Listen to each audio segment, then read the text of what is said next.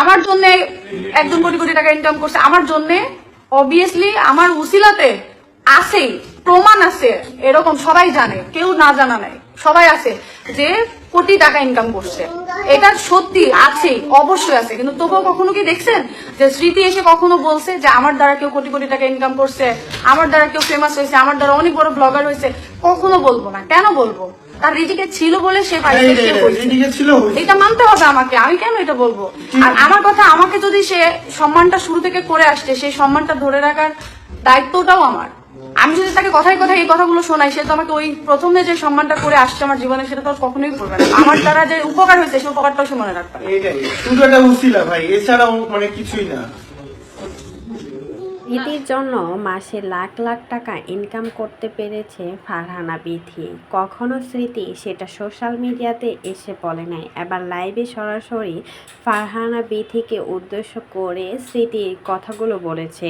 ফারহানা বিথি নাকি স্মৃতিকে দিয়ে কোটি কোটি টাকা ইনকাম করে নিয়েছে, আর সবসময় ফারহানা বিথি নাকি স্মৃতিকে উদ্দেশ্য করে খোঁচা মেরে কথা বলে যায়।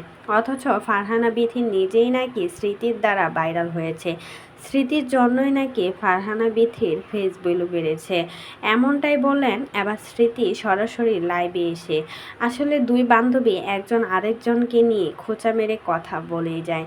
দুজনেই দাবি করে দুজন দুজনের দ্বারা ভাইরাল হয় নাই, একজন স্মৃতির দ্বারা ভাইরাল হয়েছে, আরেকজন বিথির দ্বারা ভাইরাল হয়েছে। এমনটাই দাবি করে দুই বান্ধবী সবসময় বলে আসছে স্মৃতি নাকি ফারহানা বিথির দ্বারা ভাইরাল হয়েছে। আর এটা সোশ্যাল মিডিয়ার সবাই জানে স্মৃতির জন্য ফারহানা বিথি কত কি করেছে। অথচ সেই স্মৃতি এখন ফারহানা বিথিকে উদ্দেশ্য করে বলে যাচ্ছে ফারহানা বিথি নাকি স্মৃতির জন্য ভাইরাল হয়েছে, ফারহানা বিথি নাকি স্মৃতিকে দিয়ে কোটি কোটি টাকা ইনকাম করে নিয়েছে, যা একদমই মিথ্যা।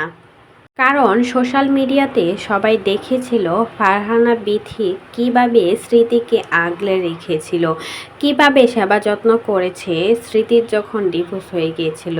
এই বিথি কিন্তু নিয়ে আসছিল স্মৃতিকে, আর এখন স্মৃতির বিথির উপর দোষারোপ করছে, যাতে করে সবাইকে বোঝাতে পারে স্মৃতির জন্যই ফারহানা বিথি আজকে এই জায়গায় আসছে।